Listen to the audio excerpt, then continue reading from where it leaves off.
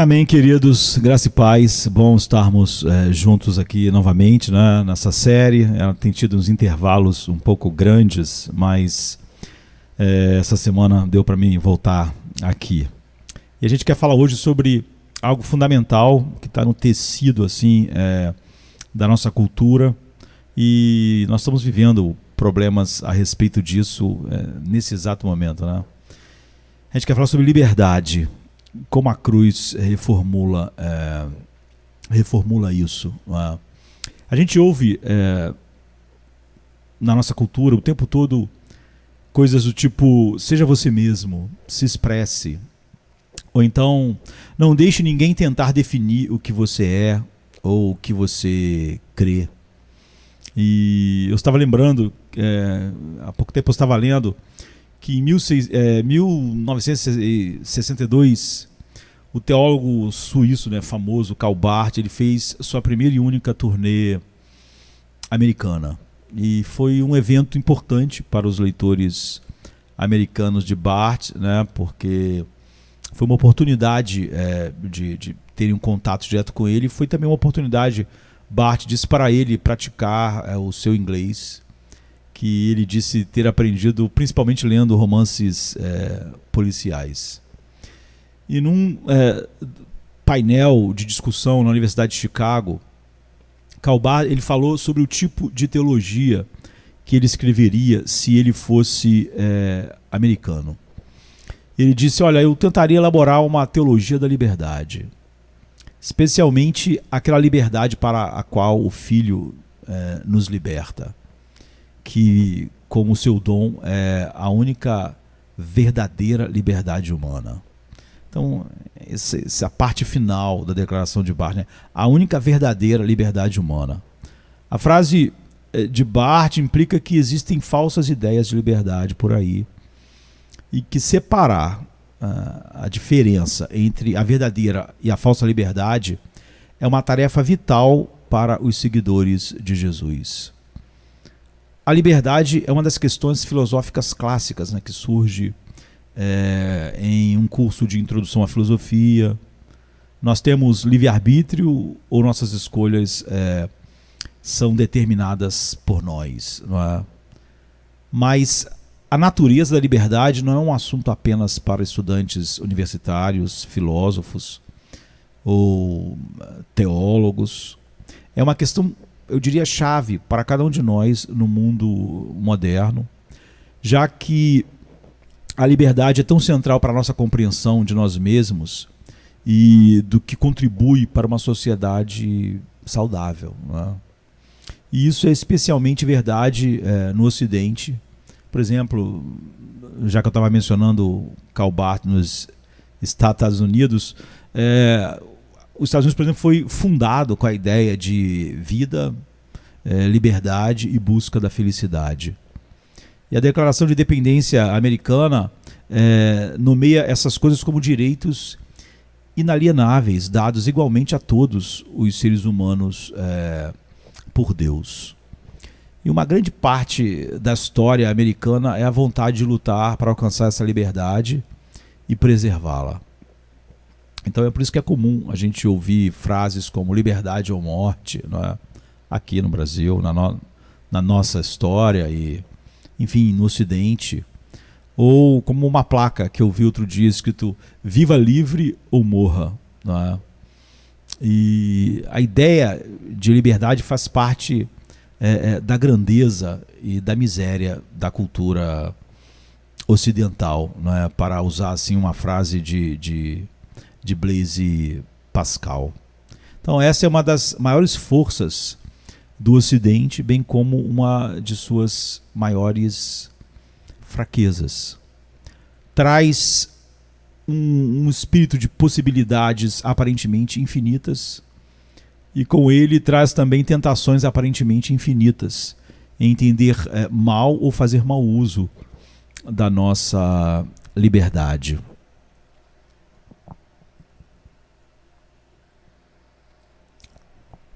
Há um livro clássico famoso, não é, chamado Democracia na América, de Alexis de Tocqueville, que era um visconde, né, de Tocqueville.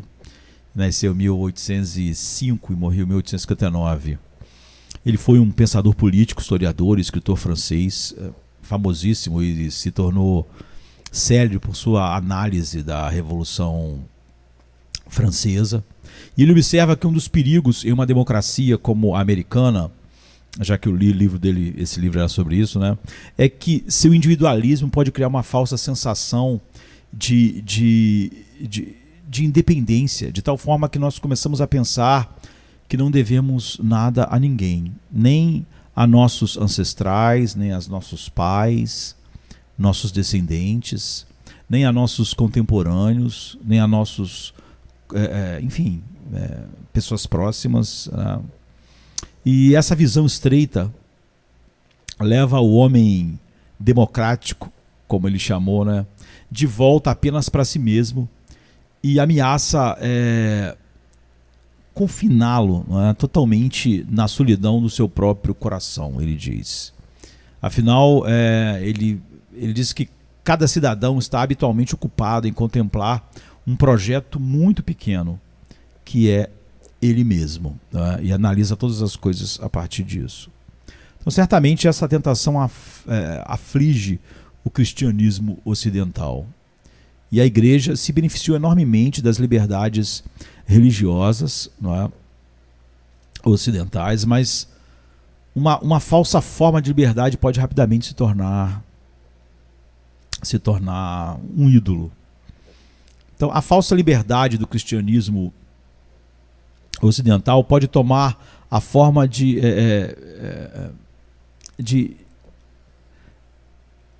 fé individualista, né, que gira em torno de nós mesmos. Eu mesmo crio o que eu creio e como eu quero viver a fé, e tudo isso acaba girando em torno do eu. É por isso que o humanismo secular tem essa penetração tão grande, satisfazendo nossas próprias necessidades, e eu acabo encaixando o evangelho nisso, né? E desejos e aquilo que atende às suas preferências particulares. Isso faz com que o eu não esteja sujeito a nenhuma tradição ou autoridade e a nenhum limite externo, não é? Uma pessoa que busca essa falsa liberdade, ela pode dizer: eu sou livre para escolher as crenças e práticas religiosas que funcionam para mim, não é? Como observa Ross Douthat, ele diz que nós nos tornamos uma geração de hereges, não é? A hereses, que é a palavra grega da qual a gente deriva heresia, na verdade significa escolha, não é? Ou seja, eu escolho no que crer. É assim que as heresias nascem e crescem, né? Por isso essa palavra tem essa raiz. Então, a principal razão pela qual os cristãos devem rejeitar essa visão individualista da liberdade é que ela é completamente antibíblica. Em nenhum lugar da Bíblia, liberdade significa individualismo radical. Para Jesus, essa é uma receita para a escravidão, não é? Ou seja, uma coisa oposta. Como ele fala em João 8:34 e Romanos 6:16. A liberdade bíblica é sempre relacional e ligada ao amor. Amor a Deus e amor aos outros. Nós dissemos que a sabedoria de Deus para a vida boa e bela é a vida em forma de cruz, como a gente tem olhado para cada tópico dessa forma, né? É a vida cruciforme. E a vida cruciforme significa que tudo deve agora ser reinterpretado à luz da cruz. E é óbvio que isso inclui nossa visão de liberdade. Então, o que significa liberdade à luz da cruz? Então, hoje nós vamos contrastar as falsas ideias de liberdade com a verdadeira liberdade que encontramos no Evangelho, e na história cristã. Acontece que a verdadeira liberdade toma a forma de cruz. Então, a verdadeira liberdade não vem de romper com todas as restrições mas vem de viver de acordo com a verdadeira ordem das coisas. A verdadeira liberdade não vem da busca de nossas próprias agendas, mas da negação de nós mesmos e do seguimento da vontade de Jesus. Então, a cruz nos liberta daquilo que nos prende. E o que é? Nós mesmos, o nosso eu. Então a verdadeira liberdade não vem através de nossos projetos de autoconstrução, mas através da perda de nós mesmos. A verdadeira liberdade não exalta nem promove interesses próprios, mas procura servir a Deus e ser uma bênção para os outros. E somente essa liberdade cruciforme leva ao verdadeiro florescimento humano genuíno. Então nós podemos olhar para retratos dessa falsa liberdade. O que é liberdade? Muitas pessoas definiriam liberdade assim, eles diriam que liberdade é poder de fazer o que você quer. Eu acho que é como a nossa cultura, de maneira geral, vai definir. Liberdade é o poder de fazer o que você quiser. Esse é um bom ponto de partida, mas precisa de esclarecimentos, não é? O que significa ser capaz de fazer o que você quer? É aqui que as coisas rapidamente ficam mais complicadas, não é? Na maioria das vezes, essa noção de fazer o que você quer pode se transformar em ideias falsas sobre liberdade. Então, vamos pensar em alguns retratos, não é? Algumas imagens da falsa liberdade.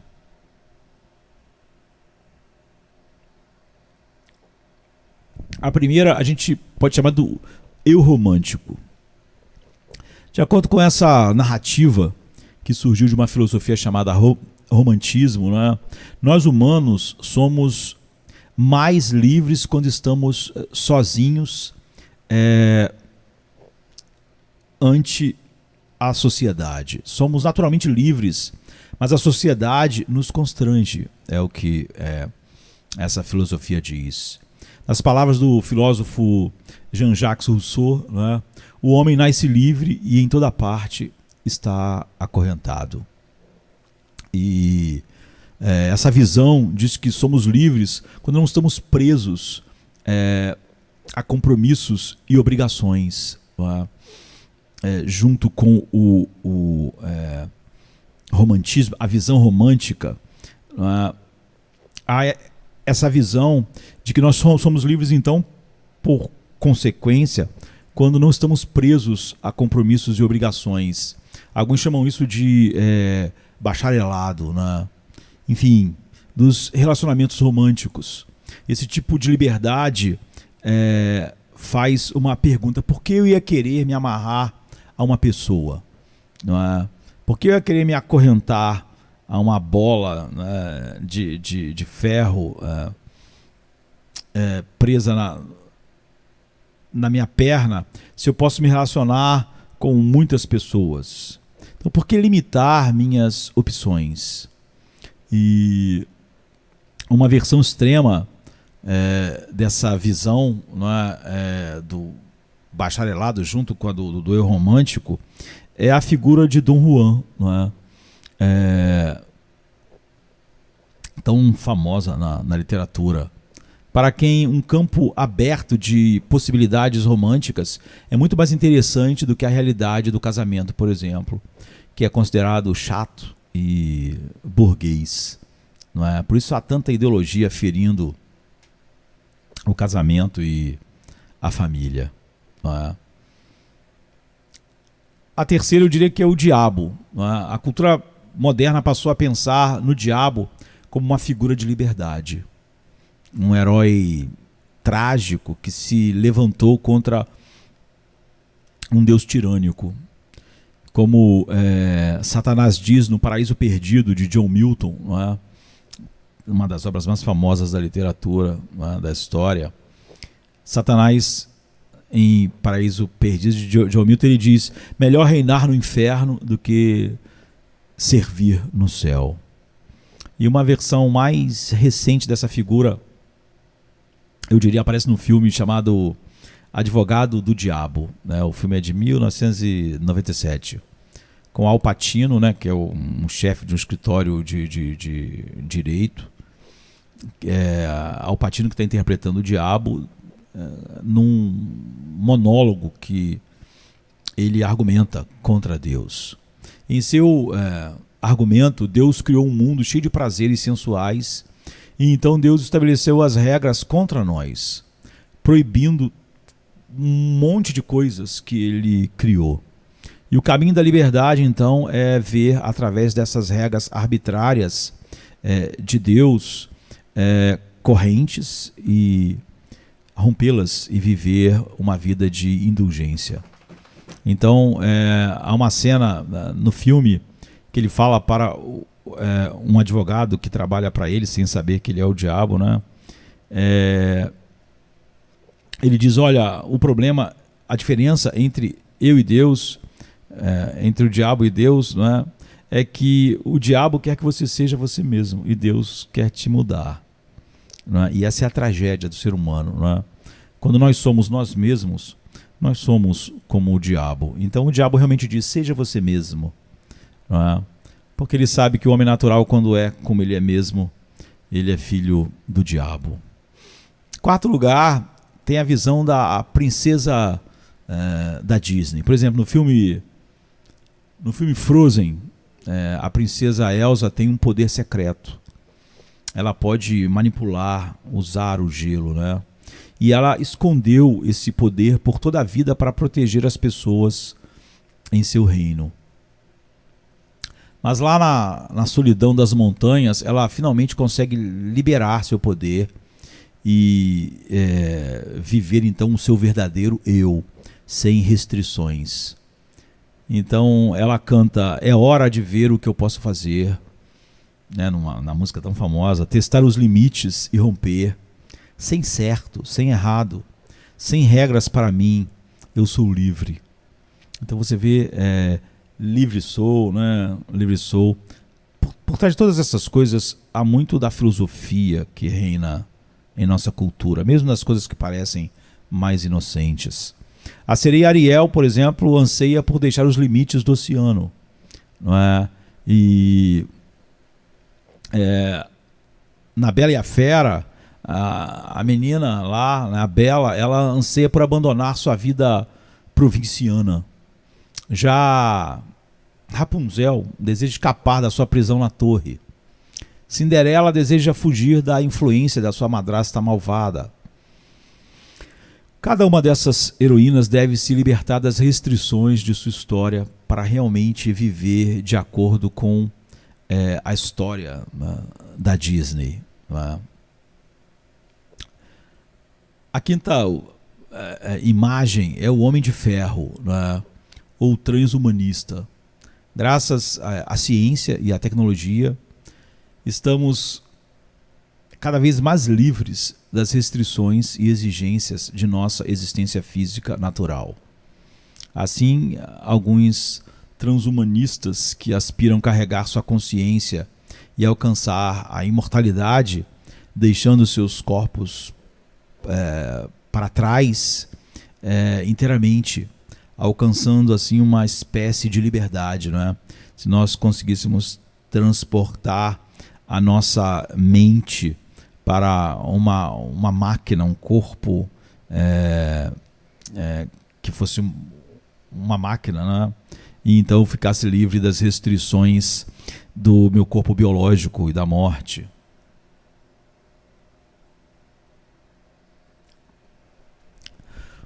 A sexta imagem é do tirano. Na antiguidade, a figura do tirano era atraente na medida em que parecia ser o membro mais livre do seu reino. Ele não era sujeito a ninguém, ele detinha o poder absoluto. Seu desejo era o mandamento de todos os outros. Então a ideia do tirano atraiu as pessoas que queriam governar com poder absoluto. Hoje em dia, a maioria das pessoas não deseja ser tirana, não é? Pelo menos não usaria esse termo, né? Mesmo que elas desejam realmente ser tiranas. Manter o domínio tirânico exige astúcia e intriga constantes, pois os tiranos nunca sabem em quem eles podem confiar. E para a maioria de nós, isso parece mais problema do que algo que valha a pena, né? Quem precisa desse incômodo? Mas é assim que em seus pequenos mundos o ser humano tende a viver. A sétima imagem é a pessoa rica e financeiramente independente que vive uma vida confortável. Então, por exemplo, pense na música I Am Free dos Rolling Stones, né? Em 1965, Mick Jagger ele cantava então já essa música: sou livre para fazer o que quiser a qualquer momento, né? Então, como outros artefatos culturais dos anos 60, esse espírito livre agora ele foi cooptado pelo mercado.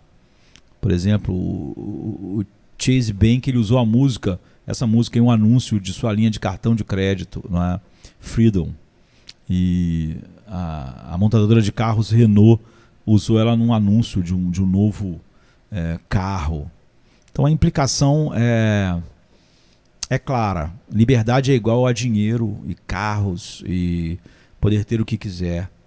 E o que o dinheiro e os carros têm em comum é que eles prometem nos libertar das coisas que nos prendem, para que nós sejamos livres para fazer o que quisermos. Então, nós temos que olhar que a verdadeira liberdade, ao contrário dessas imagens, a gente falou 7, mas eu podia continuar falando aqui, né, que expressam bem nossa cultura. A verdadeira liberdade precisa de limites, e é estranho pensarmos em liberdade com limites, né? Esses retratos, essas imagens são todos reconhecíveis em nossa sociedade hoje, né? De filmes, a música, a publicidade, aos discursos políticos. Há problemas, no entanto, com cada uma dessas imagens de liberdade e outras mais que nós poderíamos incluir. O que todas elas têm em comum é que elas concebem a liberdade apenas em termos negativos. Elas definem a liberdade como a ausência do constrangimento, a ausência de qualquer obstáculo ou interferência. Ou seja, eu sou livre quando nada me impede de fazer o que eu quero.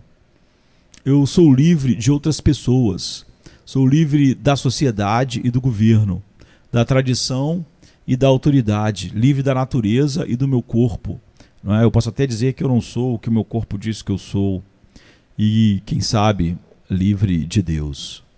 Muitos cristãos, em outra série nós vamos falar a respeito disso, não é? Sobre o livre-arbítrio, apesar de termos falado bastante disso numa série que nós não acabamos ainda, né? Teodiceia, mas ainda vamos acabar, se Deus quiser. E você vê que os cristãos estão saturados desse conceito de um livre-arbítrio oposto àquilo que a Bíblia ensina, né, a respeito. Então, liberdade significa quebrar os limites, sem regras, sem limites. Ninguém me diz o que fazer. Quanto mais eu tenho isso, mais livre eu sou. Eu decido por mim mesmo. Eu estou livre. Nós nos irritamos com regras, leis e limites, porque essas coisas parecem ser o oposto da liberdade. Esse tipo de liberdade significa recusar-se a viver de acordo com as regras ou prescrições de qualquer outra pessoa. Mas essa visão popular de liberdade é totalmente ingênua e rapidamente se desfaz sob qualquer tipo de pressão ou olhar um pouco mais sério, não é? Então, um grande desafio a essa ideia é um filme chamado The Lego Movie, né, de 2014. Aqui no Brasil, acho que chamaram o filme de Uma Aventura Lego, não é? E nesse filme de Legos, não é? Emmett Brikowski, um nome meio estranho, né? Mora numa cidade Lego de Bricksburg, se eu não me engano, né? Lembrar dessas coisas é meio complicado, que funciona inteiramente de acordo com os manuais de instruções de Lego, né? E ele parece feliz cantando Tudo é Incrível, mas apenas porque no filme, né, está com uma cara genérica de felicidade. Ele só tem uma cara, né? E não conhece outro modo de vida. Mas um dia ele conhece uma garota rebelde, né, mais legal, chamada de Hilde Style. E ele se vê atraído pela resistência contra um ditador malvado chamado Lord Business. E esse ditador malvado, ele impõe o estilo de vida de Bricksburg. E a menina, a Emmett, está escondendo um segredo desconfortável, né? Ele é vítima de um caso de troca de identidade. Então, Hilde Stale pensa que ela é um mestre, que ele é um mestre construtor como ela, mas ele não é. E os mestres construtores no filme, né, no mundo do Lego, né, eles não estão vinculados a manuais de instrução. Eles podem usar a imaginação para criar suas próprias invenções Lego originais. E Emmett nunca fez nada original em sua vida, né? Ele sempre estava dentro daquilo que estava dentro das regras do Lego. No final, ele aprende a ser criativo depois de muitas aventuras, né? E o filme culmina em um grande confronto em que todos os moradores de Bricksburg se livram das algemas de seus manuais de instrução, e agora eles usam aqueles tijolos Legos para criar novas armas para lutar contra a Lord Business e suas forças opressoras. Você vê que, de novo, é um filme para criança. À primeira vista pode parecer a mesma velha mensagem, né? Liberdade e criatividade versus regra e controle, não é? Que atrai tanto a nossa cultura, a juventude, não é? Mas uma aventura Lego, né? Ou The Lego Movie, é mais sutil e subversivo do que isso, né? Mestres construtores não criam sem nenhum senso de regras ou limites. Esse tipo de criação completamente livre é o que acontece em outro lugar, né? Cloud Cuckoo Land, e onde não há regras e tudo é possível, assim, né? Mas mesmo o caos de Cloud Cuckoo Land depende de algum senso básico de como os Legos funcionam, não é? Eu estou falando de Lego aqui, imaginando que todo mundo sabe o que são os brinquedos Lego, né, que a gente monta. Então, as peças de Lego não podem ser montadas de forma verdadeiramente aleatória. Elas se interconectam de acordo com uma lógica interna estrita, não é? Da própria peça de Lego. Então esse sistema ele oferece realmente um vasto campo de possibilidades. As pessoas montam um monte de coisas incríveis com Lego, né? Dá uma enorme liberdade para criar coisas novas, para construir de novas maneiras. Então a imaginação é essencial, mas todo mundo que já brincou com Lego também sabe que se você não construir as coisas de acordo com essa lógica, elas, com a lógica do Lego, elas não funcionam. As torres vão desmoronar, uma parede é mais curta do que a outra, as peças não se sobrepõem. Então as coisas começam a desmoronar, cair, não encaixar, ou o centro não aguenta o peso. Então a mera anarquia é lançada sobre o mundo, não é? E nada mais funciona. Então, em vez de derrubar todas as regras, no filme os mestres construtores criam dentro das restrições do sistema Lego. E a sua liberdade criativa é uma união de possibilidades que se abrem e constrangimentos que se fecham. E a liberdade dentro dos limites é o jeito Lego, não é? Aquela cidade que era livre de todas as restrições, elas não funcionam. Então, mesmo os mestres construtores que podiam usar a imaginação acabam limitados para usar bastante a sua criatividade, mas dentro dos limites do mundo Lego. Então, a esse respeito, os Legos são muito parecidos com a vida real. Nós somos criaturas livres e imaginativas que criam coisas novas, livres entre aspas, não é? Nós somos subcriadores. Nossa atividade criativa é uma expressão de termos sido feitos à imagem de Deus, que é o Criador. Cria do nada, não é? Ao mesmo tempo, nossa criatividade e liberdade são sempre limitadas por restrições reais, de todas as formas, não é? Nós nem vamos falar aqui sobre a escravidão ao pecado, que seria a mais importante, não é? A escravidão da vontade, não é? Mas mesmo de maneira geral, não existe liberdade sem limites. Existem os limites básicos da natureza. Por exemplo, eu não sou livre para viver debaixo da água como um peixe, ou voar de um prédio para outro, ou pelas montanhas como uns pássaros. Não somos livres para ignorar a lei da gravidade, né? Se minha liberdade significar ignorar a gravidade, rapidamente eu me verei incapaz de sequer viver. Então a liberdade, ela deve respeitar as leis da natureza para eu ser livre. Ou seja, eu serei mais livre como ser humano à medida que eu respeito essas regras. Se eu ir para debaixo do mar, eu não serei livre, eu serei morto, não é? Então há também os limites de viver com outras pessoas. Eu não tenho liberdade para pegar emprestado um caminhão de bombeiros para levar meu filho à escola, não é? E não tenho liberdade para interpretar luz vermelha no sinal como ir, ou luz verde como parar. Fazer essas coisas significará o fim da minha liberdade. Eu vou me envolver num acidente de trânsito, talvez perder a minha vida. Então, muitas vezes, as pessoas dirão que liberdade significa poder fazer o que eu quero desde que eu não machuque ninguém fisicamente.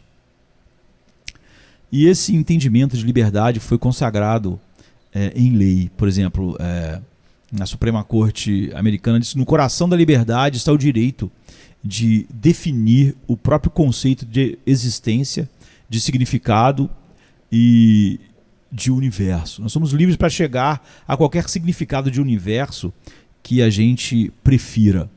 Mas a questão é se o universo é obrigado a jogar esse jogo conosco. Existem leis da natureza e existem leis humanas. Ambas colocam limites à liberdade, entre aspas. Mas ainda mais fundamentalmente existe o que Agostinho chama de lei eterna. Essa é a lei da realidade moral e espiritual. A lei eterna é o padrão pelo qual as coisas podem ser ordenadas de maneira correta ou justa, de seres racionais criados por Deus que nós somos. Então essa lei está escrita no próprio tecido da criação e não é mais flexível do que as leis da física, né, da gravidade, as leis da química ou da biologia. E ignorá-la é cortejar o desastre. Não menos que ignorar a lei da gravidade. Então quebrar a lei eterna e quando você faz isso, quando você quebra a lei eterna, você quebra a vida. E é por isso que nós vivemos num mundo quebrado. E o homem tem sempre ideias para consertar a sociedade, a si mesmo, mas você vê o resultado sempre é o oposto. Então, para Agostinho, a liberdade humana só é possível quando seguimos a lei eterna. Então ele diz assim: a única liberdade genuína, Agostinho diz, é aquela possuída por aqueles que são felizes e se apegam à lei eterna. Então observe que o que Agostinho está dizendo é que somente os felizes são livres. Não é? E quem são os felizes? São aqueles que se apegam à lei eterna. A lei eterna nos mostra o que é ser ordenado corretamente. Nossos corações, nossas mentes, nossos desejos e nossas afeições.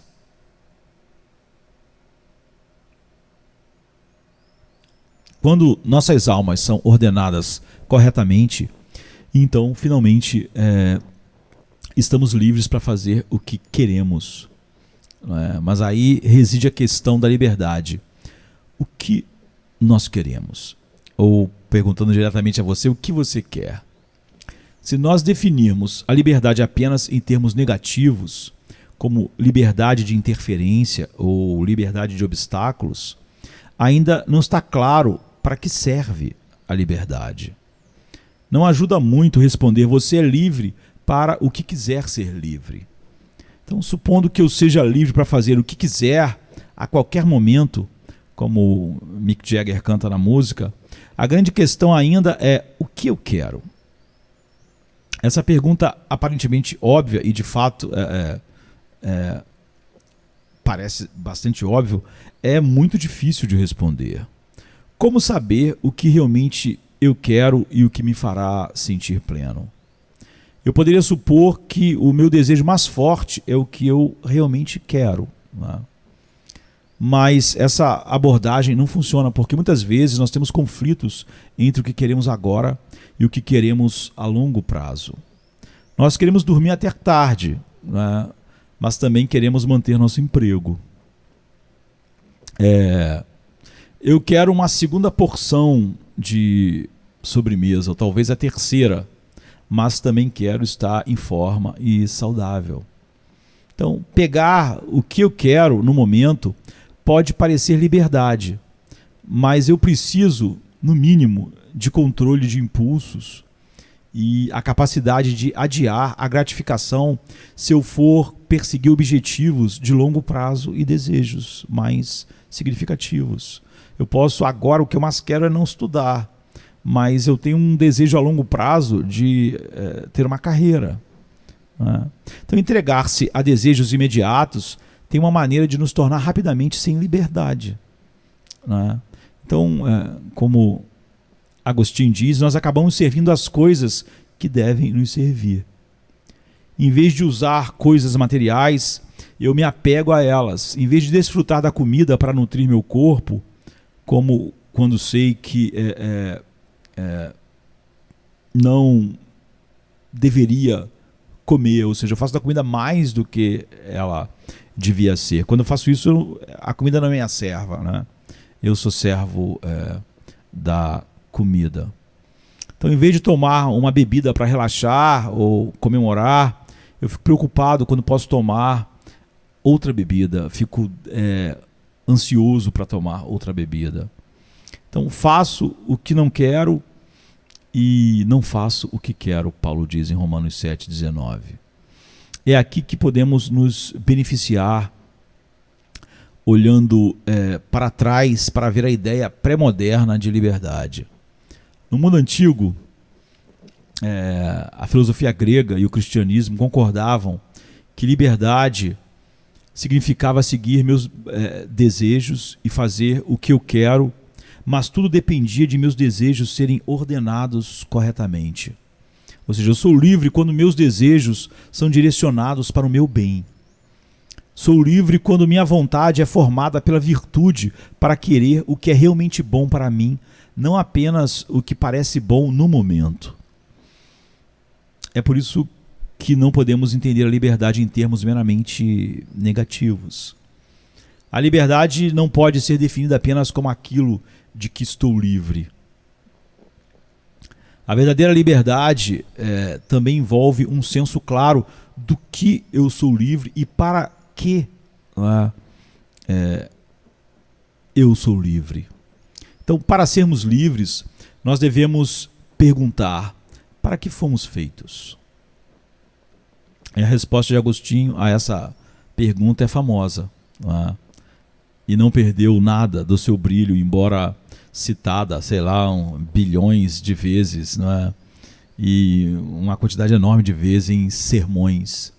No início de suas confissões, em que Agostinho o tempo todo está se dirigindo a Deus, não é? Como falando com Deus, né? Nessa obra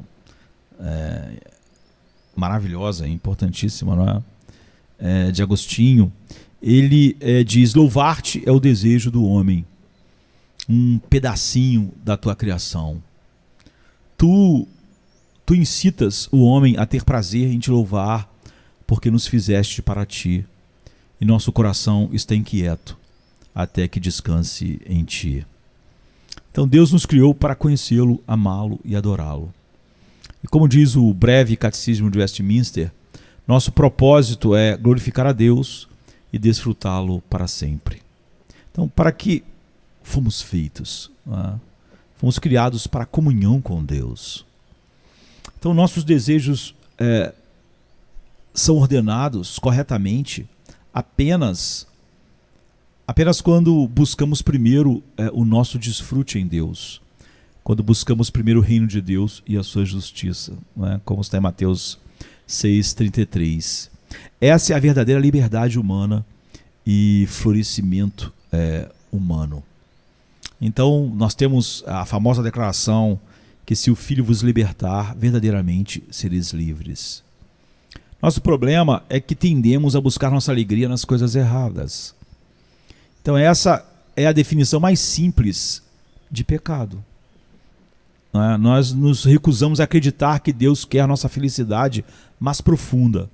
Então, em vez de obedecer a Deus, nós buscamos a felicidade em nossos próprios termos, ou por nosso próprio entendimento. Mas Jesus disse que para sermos livres da maneira que fomos feitos para ser livres para Deus, precisamos ser libertos do pecado. E como se vê, não é tão fácil que nossos desejos sejam ordenados corretamente. Não é tão simples como apenas decidir querer o bem. Nossa condição é de não liberdade radical. Não somos livres. E isso é consequência do pecado. Há uma longa narrativa de que o pecado é o caminho da liberdade na história, não é? E às vezes dentro de nós. O inimigo da nossa liberdade, nos dizem, é um Deus que quer nos controlar ou limitar com seus mandamentos. Isso foi dito já há muito tempo atrás, em Gênesis 3, 4 e 5, por uma serpente, né? E nós pensamos que a liberdade é a capacidade de escolher por nós mesmos como viver. Então essa é a história que nós gostamos de contar a nós mesmos, todo dia. Mas Jesus conta uma história diferente. Em João 8,34, Jesus diz: todo aquele que pratica o pecado é escravo do pecado. E, como nós sabemos, todos pecaram e destituídos estão da glória de Deus. Então o pecado ele finge ser liberdade. Mas o que começa como liberdade, entre aspas, rapidamente se transforma em não liberdade.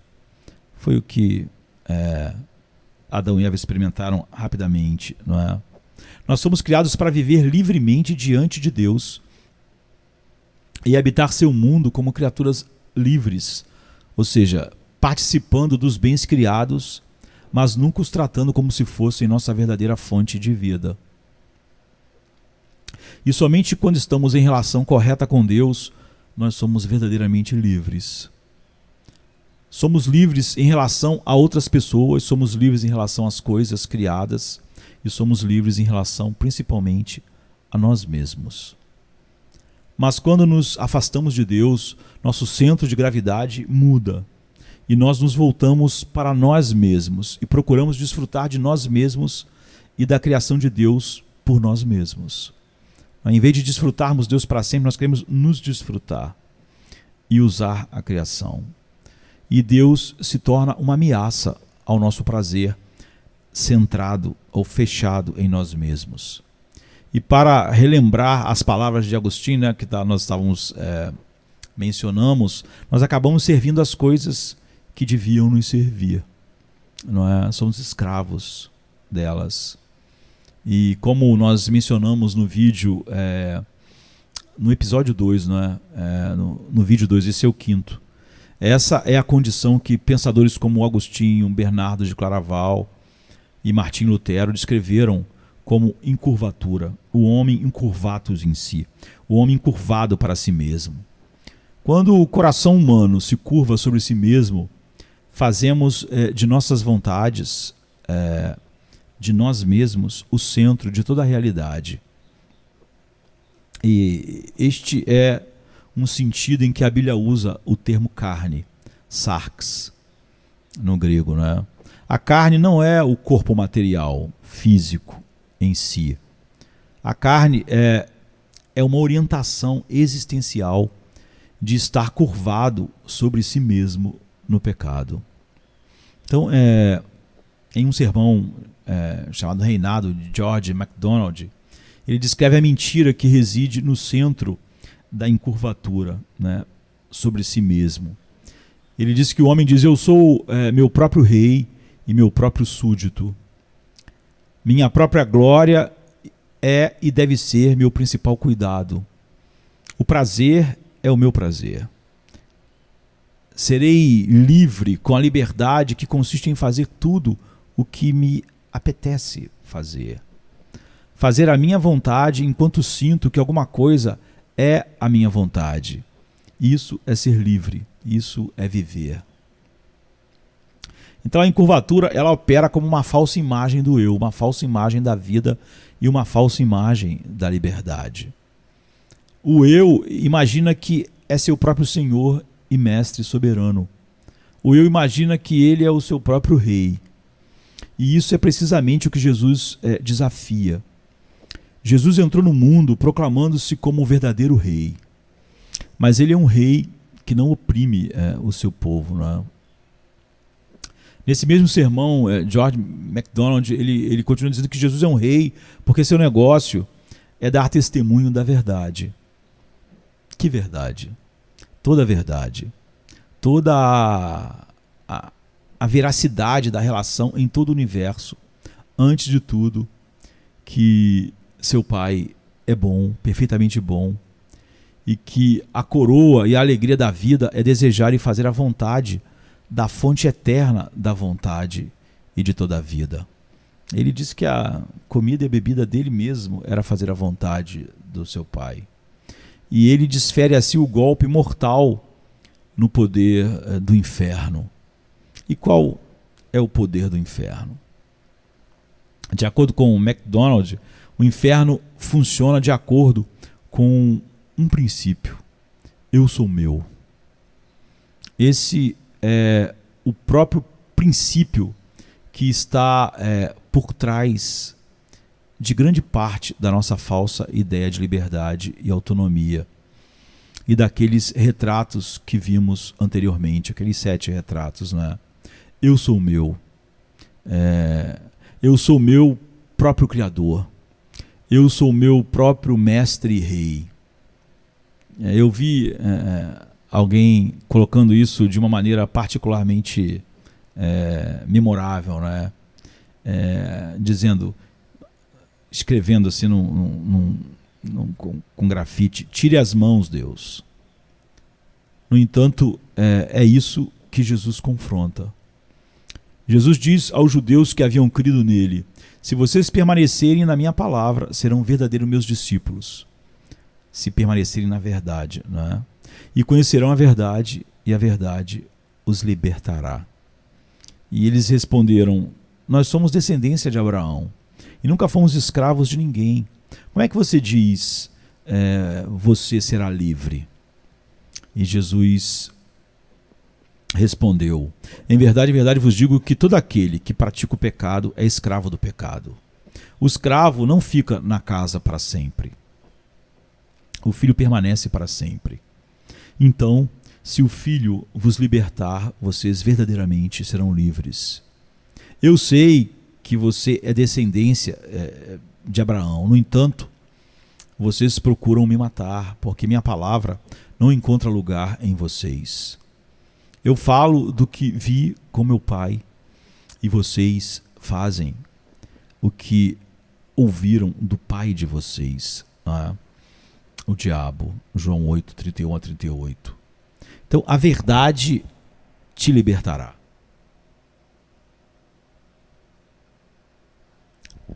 Você provavelmente já ouviu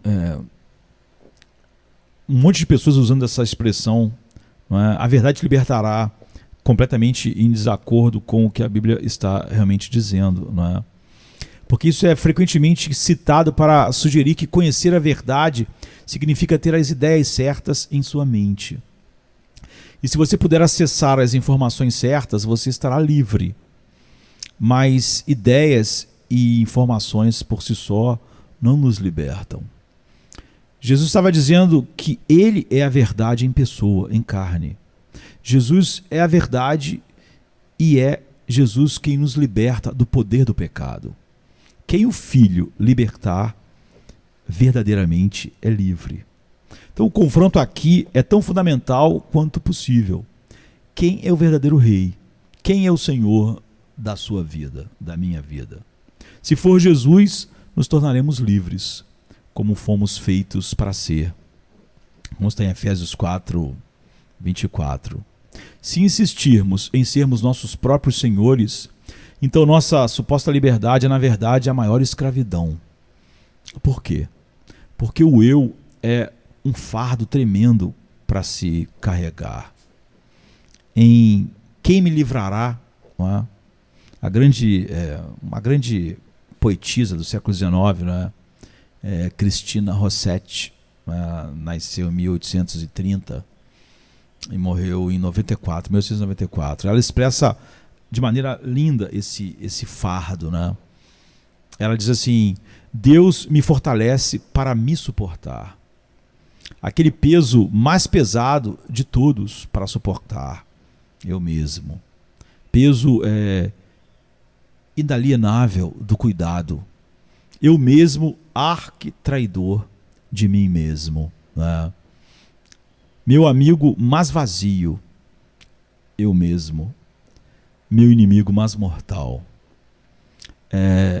Meu sapato em qualquer estrada que eu vá. No entanto, um pode me conter, pode rolar e tirar a carga estranguladora de mim, romper o jugo e me libertar. O problema com o conselho popular, apenas seja você mesmo, é que o eu encurvado está preso a si mesmo. Como observa Blaise Pascal, né, a vontade própria nunca será satisfeita. Embora devesse ter o comando de tudo o que quisesse e mesmo que tivesse, mas estamos satisfeitos a partir do momento em que renunciamos a ela. Então, como vimos, há uma autoestima e amor próprio apropriados que vêm de ser uma criatura de Deus. Vimos no último vídeo, se eu não me engano, né? O reconhecimento de que Deus nos fez. Há uma dignidade em nosso ser e em nossas atividades que deve ser reconhecida, mas não fomos criados para mergulhar no fascínio de nós mesmos. Fomos feitos para transcender a nós mesmos, para olhar não no espelho, mas a olhar através das janelas, para que possamos ver o mundo fora de nós. As escrituras de Deus, a palavra de Deus e finalmente o próprio Deus é para onde nós olhamos. Nós somos seres relacionais criados para a comunhão com Deus e com os outros. E a verdadeira liberdade é relacional e sempre inclui amor. Mas como fazemos isso acontecer? Como nos abrimos a Deus e aos outros? O ponto de Jesus é que não podemos. O eu não pode se libertar. Não somos livres e não podemos nos libertar. Infelizmente, muitos que se dizem cristãos baseiam a sua ideia de liberdade ou do livre-arbítrio como mundo numa filosofia oposta à Bíblia, na definição errada de livre-arbítrio. Nós precisamos que Deus nos liberte, livre do peso mais pesado de todos, que somos nós mesmos. Precisamos que Ele nos liberte de nós mesmos. Toda tentativa de nos libertar do nosso próprio cativeiro apenas nos leva a outra cela na prisão da encurvatura sobre o próprio ego, né? sobre o próprio eu. E nós tentamos nos tornar melhores, mas nossas tentativas de autoconstrução ainda seguem a lógica básica da autojustificação. Nossa compreensão de liberdade precisa ser reinterpretada à luz da cruz. Então, a verdadeira liberdade é a liberdade cruciforme. Cristo nos liberta para a liberdade. Então, o filósofo existencialista francês, Jean-Paul Sartre, esse é o 1905, que morreu agora há pouco tempo, né? 1980. Eu acho pouco tempo, já que eu nasci. Eu já tinha 11 anos quando ele morreu. Então ele foi um filósofo, escritor e crítico francês conhecido como talvez o maior representante do existencialismo. E ele escreveu que o homem nada mais é do que o que ele faz de si mesmo. Ou seja, ele existe e depois ele dá sentido à sua existência. Então Sartre apresenta isso como um estado de liberdade estimulante. Sou inteiramente responsável por mim mesmo, é a ideia, né? No entanto, Sartre também reconhece que essa liberdade é um estado de imensa ansiedade contínua. Quanto mais você crê nessas filosofias, mais ansioso você vê a razão porque nossa cultura, apesar de todos os confortos que nenhuma cultura teve, é tão ansiosa. Não é?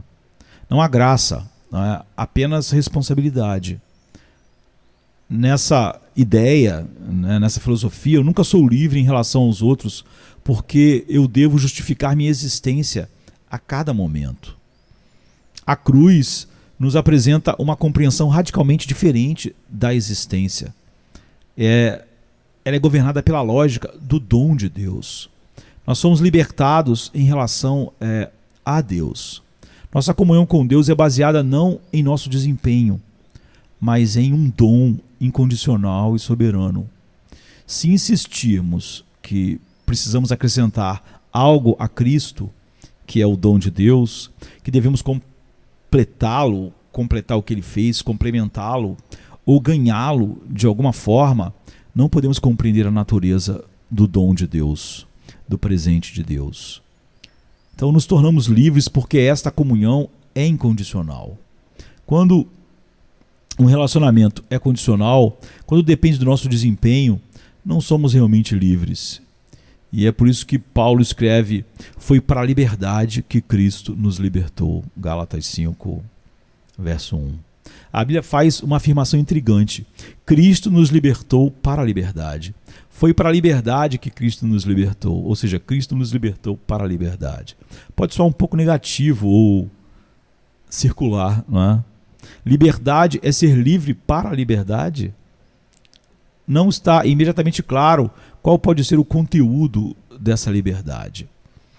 O que está em jogo na carta de Paulo aos Gálatas é a questão da justificação, ou seja, como alguém se torna justo diante de Deus.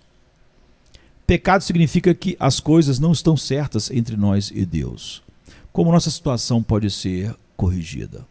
Como acertamos as coisas? Em que base podemos estar diante de Deus, entrar em relação com Deus e estar em comunhão com Deus? Paulo reconhece apenas duas possibilidades. Nós somos justificados pela observância da lei ou pela fé em Cristo. Uma coisa ou outra. E a resposta de Paulo é clara. Pelas obras da lei, ninguém será justificado. Gálatas 2,16. É somente pela fé em Cristo, que é um dom de Deus, que somos justificados. E essa é uma verdade simples, mas é eminentemente difícil de entender. Somos justificados pela fé, não pelas obras. Precisamos ser lembrados disso constantemente. É por isso que alguém perguntou a Lutero: por que você prega o Evangelho todas as semanas? Né? Todo sermão é a pregação do Evangelho. Ele disse: porque vocês esquecem o Evangelho toda semana. Não é? Nós precisamos realmente ser lembrados disso constantemente, porque sempre tendemos a recorrer a algum tipo de estratégia para tentar justificar nossas próprias vidas.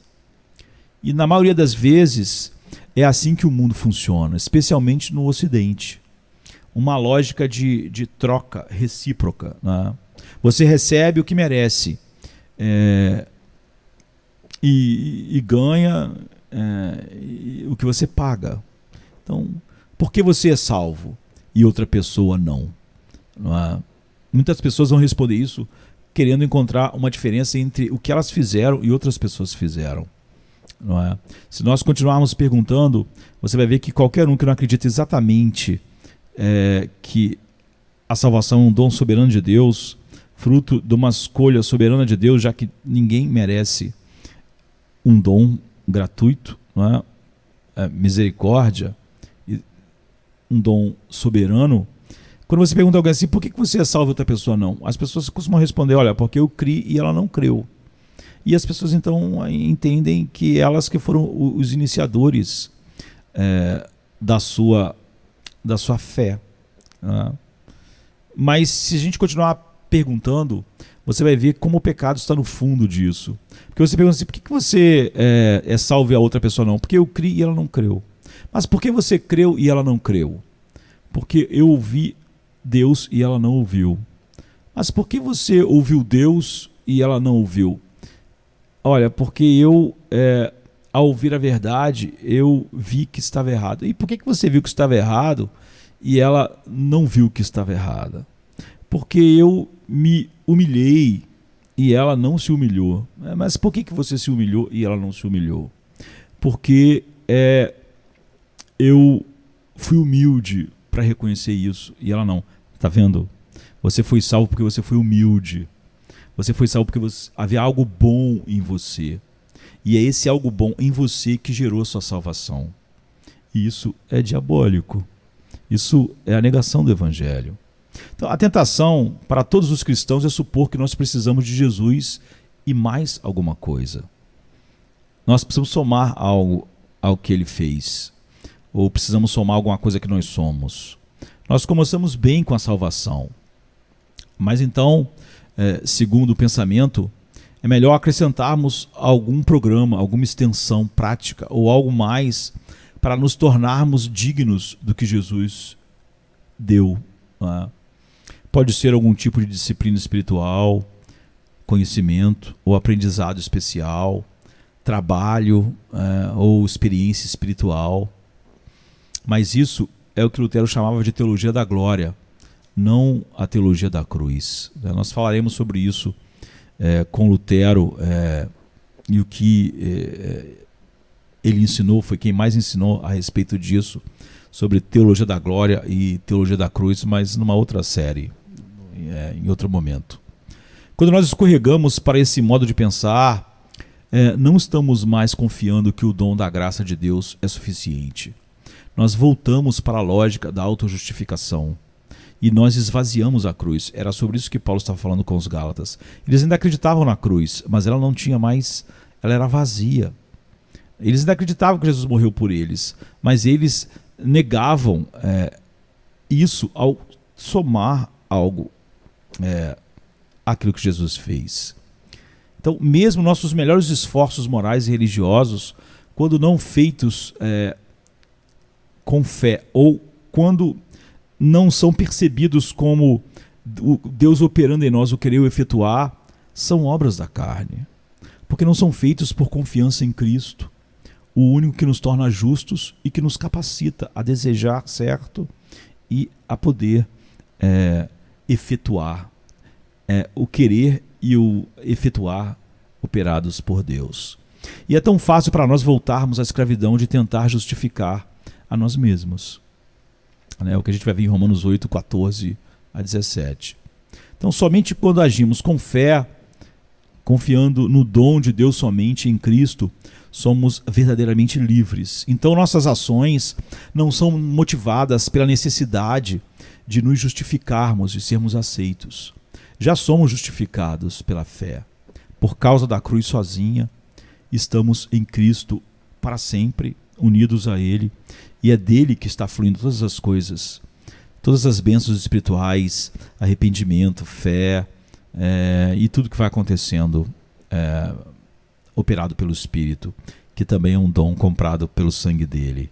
E porque estamos em Cristo, não agimos mais porque temos que agir, mas pelo transbordamento do amor de Deus em nós. Por estarmos em Cristo, somos libertos para os outros também, para servir aos outros em amor. Porque não estamos mais querendo construir a nossa reputação ou identidade. Ela vem de Cristo. Somente em Cristo nós somos livres. Não é? Mas na medida em que tentamos complementar a obra de Cristo, exatamente nessa medida nós caímos da graça. É o que Paulo diz em Gálatas 5:4. E nós voltamos à escravidão da qual nós fomos libertados. Então, parte do que torna o pecado tão triste é que nós preferimos prisões, as nossas prisões familiares. Né? A porta realmente de cada dessas prisões são trancadas por nós mesmos. Não é? E pode parecer estranho dizer que estamos libertados para servir a Deus e com isso servir aos outros, mas é verdade. Na liberdade e serviço parecem opostos, mas esta é a liberdade que o cristianismo oferece. O eu encurvado vê a liberdade como um interesse próprio, o que obviamente afeta a forma como vemos as outras pessoas. Existem apenas 3 maneiras de o eu encurvado ver as outras pessoas. Primeira, elas são parte do meu próprio prazer de viver. Assim, eu manipulo elas. Em segundo lugar, elas são obstáculos no meu caminho, não é? No caminho do meu prazer. Então eu fico com raiva delas. Em terceiro lugar, desde que eles não interfiram comigo, eles devem ser livres para perseguir o que os faz felizes. Portanto, eu sou indiferente. Como nós vimos, o problema com a encurvatura do homem a si mesmo é que ele imagina que a liberdade seja direcionada para o eu. Eu sou livre para fazer o que quero, ou seja, servir a mim mesmo. Porque todo homem nasce assim, ninguém é livre, não é? Essa é a escravidão da vontade. Não é? A cruz nos mostra uma liberdade que não é egoísta, mas é dirigida para fora, para Deus, e transborda sobre os outros. Então a liberdade cruciforme, ela é abnegada, autossacrificial, como o próprio Filho de Deus, não é? Deixando o seu trono. Não insiste em seus próprios direitos. A Bíblia diz que Jesus, ele se levantou, se esvaziou, se tornou um homem. Ele não se apegou aos seus direitos divinos. Jesus insistiu que todos reconhecessem sua verdadeira condição de Filho de Deus imediatamente. Em vez disso, ele nos mostrou o verdadeiro coração de Deus. Um amor que se dá por aqueles que o Pai deu a ele. E eu diria que esse é o coração da verdadeira liberdade. Daí a famosa declaração de Martinho Lutero. Um cristão é um senhor de tudo, perfeitamente livre, sujeito a ninguém. Um cristão é um servo perfeitamente obediente, de todos, sujeito a todos. Então, somos libertados para algo, para servir a algo mais do que a nós mesmos. E podemos servir verdadeiramente só porque somos livres. Esse serviço não é uma tarefa que nós devemos realizar para ganhar algo ou obter algo. Não é? De graça recebemos, de graça damos. Não é? Kierkegaard, que é um dos maiores filósofos, não é? Nasceu em 1813, morreu em 1855. Ele descreve esse serviço como obras de amor. Mas essas obras não são obras destinadas a ganhar o favor de Deus. São obras em resposta à graça e o amor de Deus. Um esforço nascido da gratidão, ele diz. Então, porque amamos a Deus e estamos nessa relação certa com Ele por causa da cruz em Cristo, amar os outros sem condição normalmente não parece atraente. Isso soa como liberdade real e boa vida. Não, né? Talvez para alguns idealistas nobres, querendo impressionar, não é, da boca para fora no homem natural, mas aqueles de nós que não que são menos nobres, ou pelo menos tentam parecer menos nobres, ainda pensam, não é isso. Muitas vezes pensamos em serviço, em obras de amor, como se fossem o brócolis da vida, aquilo, comida que as pessoas dizem que é saudável, é bom, então nós vamos comer, mas não é a delícia da vida. Aquilo é bom para a saúde, mas não é agradável ao nosso paladar como outras coisas. Então, embora Kierkegaard diga que nossas obras de amor são motivadas pela gratidão, ainda pode parecer que estamos apenas rangendo os dentes e fazendo coisas que nós preferíamos não fazer. O ponto de Kierkegaard, no entanto, é que esse amor é um transbordamento do amor de Deus por nós.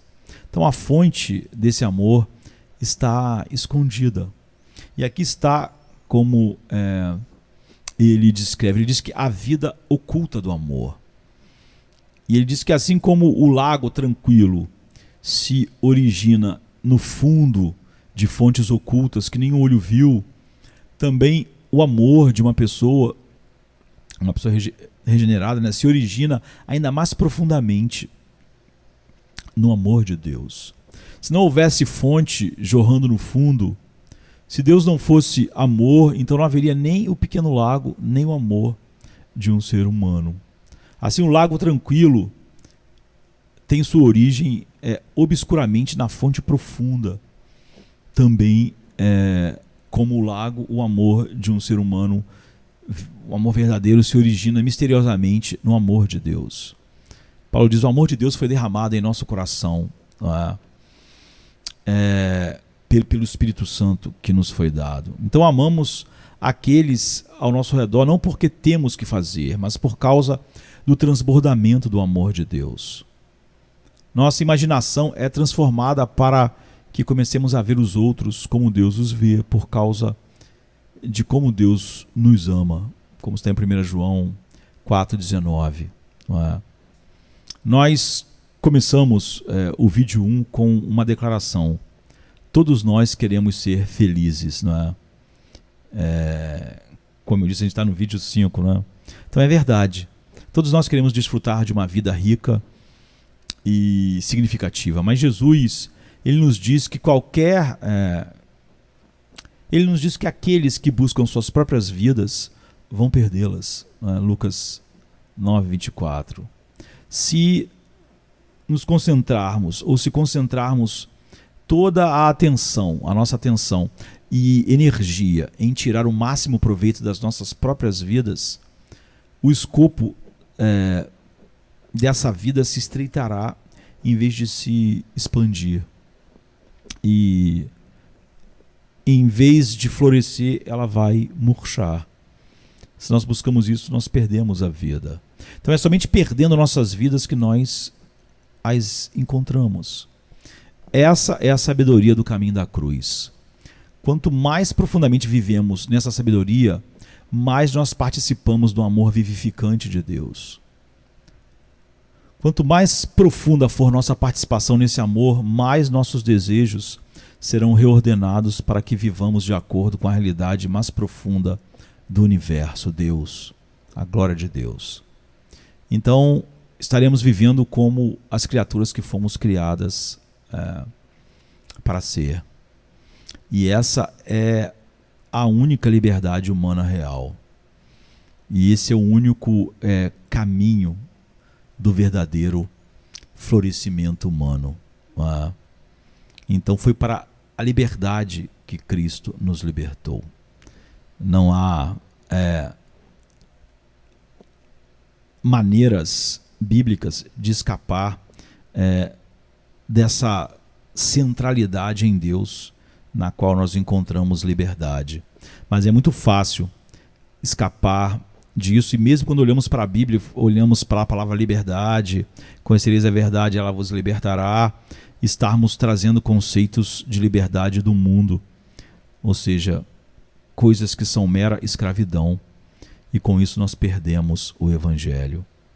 Então você só pode olhar para a liberdade e ver verdadeiramente o que é a liberdade se olhar para ela através da cruz e ver essa forma de cruz na liberdade. Então você conhece verdadeiramente a liberdade e você é verdadeiramente livre. Uma das cenas mais queridas do romance Os Miseráveis, de Victor Hugo, é a redenção de Jean Valjean. Valjean é um condenado que, depois de sofrer muito tempo, ele foi condenado injustamente. Ele é liberto da prisão, ele é livre, mas ele não é realmente livre. Ele não tem onde dormir, ele tem um ódio profundo no coração pelo homem que o colocou na cadeia injustamente. Mas no meio dessa situação de sair da cadeia, mas não ter nada, estar na miséria, ele encontra abrigo na casa de um bispo local. E Valjean, ele retribui a hospitalidade do bispo, roubando durante a noite os talheres de prata do bispo, que são valiosos. Valjean, ele pode ter sido libertado da prisão, mas ele não está livre da necessidade de roubar, do ódio que ele tem por quem fez ele passar por todas aquelas situações difíceis e os anos duros de prisão. Então, Valjean sai no meio da noite com a prataria do arcebispo lá e rapidamente ele é capturado pela polícia e ele é levado de volta ao bispo sob custódia da polícia. E seu breve momento de liberdade mudou rapidamente. Ele tem certeza que vai voltar para a cadeia e nunca mais vai sair, porque ele já tinha ficado preso décadas e ele cometeu outro crime, né? Valjean então fica atordoado quando o bispo, quando ele é levado com a prataria para a casa do bispo pelos policiais, ele fica atordoado quando o bispo não faz acusação contra ele. Em vez disso, o bispo pega os castiçais de prata, fingindo que tudo foi um presente a Valjean. O bispo diz: olha, você esqueceu de levar também os castiçais, você levou só o faqueiro, né, de prata, mas você esqueceu de levar também, eu dei a você aqui os castiçais de prata. E o bispo dispensa a polícia e diz: não, eu tinha dado para ele a prataria. E ele até esqueceu de levar os castiçais de prata que eu também tinha dado. E ele fica pasmo, né? Até aquele momento, Valjean não foi livre. Ele havia conseguido, depois de tanto tempo, sair da prisão, mas ele não estava livre para perdoar, para não fazer qualquer coisa que ele achasse necessário, já que ele achava que o mundo inteiro estava em dívida com ele. Mas naquele momento, Valjean ficou duplamente constrangido, né? Primeiro, ele era um ex-presidiário sem dinheiro, sem perspectivas, sem lugar para ir. Então, socialmente, ele estava preso. Mas ele também estava preso espiritualmente. Ele não pôde deixar de retribuir a hospitalidade do bispo com hospitalidade. Ele retribuiu a hospitalidade do bispo roubando o bispo. E o bispo, ele aborda ambas as restrições de Valjean. A sua resposta não é puramente espiritual, como a pessoa na Epístola de Tiago, né? Que despediria em paz, mas sem nenhuma ajuda, como Tiago 2, 15, 16 diz. Os talheres e castiçais de prata do bispo dão a Valjean o dinheiro que ele precisa para começar uma nova vida. Mas o bispo também liberta Valjean espiritualmente. Valjean é redimido, resgatado, comprado por um preço, né? A gente pode dizer assim. Ele diz assim para Valjean: Jean Valjean, meu irmão, você não pertence mais ao mal, o bispo diz, mas ao bem. É a sua alma que eu estou comprando, dando essa prata para você. Eu a retiro dos pensamentos, através disso eu retiro você dos pensamentos sombrios e do espírito da perdição e te entrego a Deus. Então, com esse sublime ato de misericórdia, o bispo liberta, entre aspas, né, Valjean, na obra de Victor Hugo. Ele pronuncia uma palavra de graça que abre um novo futuro diante de Valjean. E ele é libertado para Deus, para o bem, para servir aos outros. E isso é precisamente o que Valjean faz quando ele eventualmente se torna o benfeitor de uma cidade inteira e o redentor e guardião de Cosette, né? Cosette, uma garota órfã, indefesa. Então é aqui que Valjean encontra a sua liberdade, não servindo a ele mesmo, mas servindo aos outros, não é? E é por isso que Valjean se tornou um dos personagens mais queridos, não apenas no romance de Victor Hugo, né, mas em toda a literatura mundial, não é? E é claro, para todos que leem Os Miseráveis, não é, que Valjean é uma imagem da vida boa, da vida bela, da vida livre. Nós podemos não ter Victor Hugo para contar nossas histórias, mas nós temos alguém ainda melhor, né? O Deus que faz belas vidas a partir de uma entrega muito maior do que prata, castiçal de prata e talheres faqueiro de prata, né? Nós somos livres por alguém que faz uma entrega infinitamente maior da sua própria vida, se colocando debaixo da ira infinita de Deus para nos resgatar. Então nós podemos dizer com o apóstolo Paulo, o amor de Cristo nos constrange. Um morreu por todos, para que aqueles que vivem agora não vivam mais para si mesmos, mas para aquele que por eles se entregou e morreu. Não há como você encaixar em nada a verdadeira definição de liberdade com as ideias da nossa cultura, com o humanismo secular. Você tem uma coisa ou outra. E se você tenta misturar essas duas coisas, você perde tudo. Então, Deus tem misericórdia de nós e da igreja dos nossos dias. Amém, queridos. Amém. Até o próximo encontro para esse e para outros temas, né, em outras séries. Amém. Fiquem na paz.